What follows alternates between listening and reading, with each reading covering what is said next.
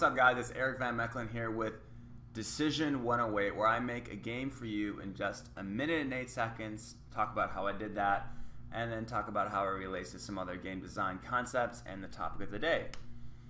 And today's inspiration is from this book called Thinking Fast and Slow by Daniel Kahneman. He is a behavioral economist at Princeton University.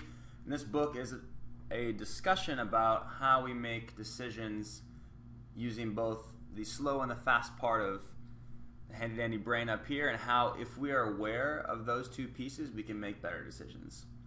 One aspect of the book that I found interesting was the discussion of biases. Okay, one of these biases is called the anchoring bias. So I'm just going to give you a quick review of what that is if you haven't heard it.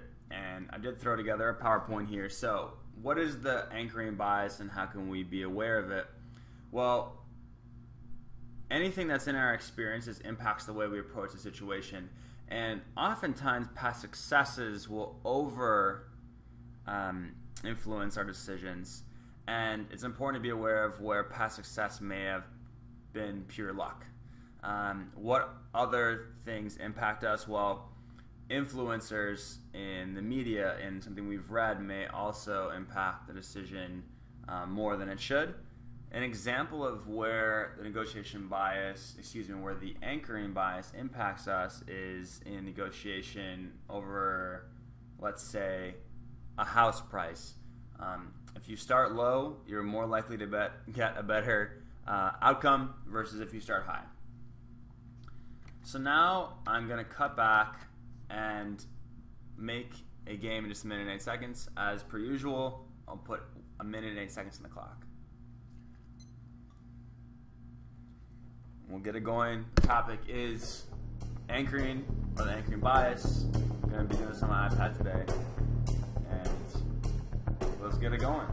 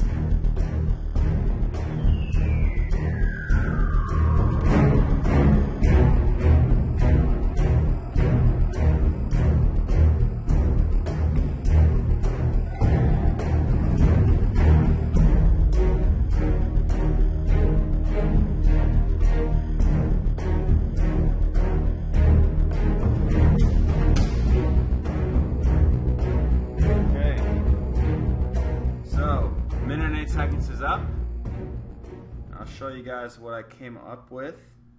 I called the game Anchor Rancor. So I thought that was kind of a cool title, and the reason I added Rancor to the title is because we're gonna have two players facing off in a battle to prevent the other from navigating this river. And they are angry at each other, thus the term rancor. And what is going to be the main mechanic of this game is each player's ability to throw anchors into the river at various points to impede the progress of the other player. Let's say it's their ship, for example. But the other player doesn't exactly know where these are, although he does see the anchors go into the water initially when the game starts. But the player who is throwing the anchors is also able to throw bluffs or bluff anchors that don't do anything. And so it's important for the first player to watch really closely where those anchors are dropped so he can try to avoid them as he navigates the river, but also to see if he can pick up on the timing of the other player, so that he can really plan his route. And as he starts to hit some of these anchors, start to understand where his opponent's strategy is really coming into play, because you can see there are different choke points based upon the the width of the river. And then both players will switch roles and they'll do it again. And there'll be a point structure based upon how quickly each player can move down the river. So that's Anchor Rancor, and I'm excited to have just come up with a new game.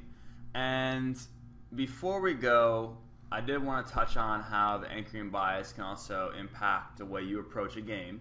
And this is more from an approach to gameplay and less game design, and that is if you study first, then play a game and experience it, and then reflect upon that experience, that is a better way to approach a game versus simply playing it first, because your success or failure could indirectly lead you down the wrong paths in your future decision making of that game if you first play it. I think about my early days in poker and how I thought certain strategies were good, but turned out that they were mathematically incorrect, but that I was just getting lucky upon those first few trials. So with that, I'll leave you guys to it. Come back again for another episode of Decision 108. Love sharing this with you guys. Take care. Cheers.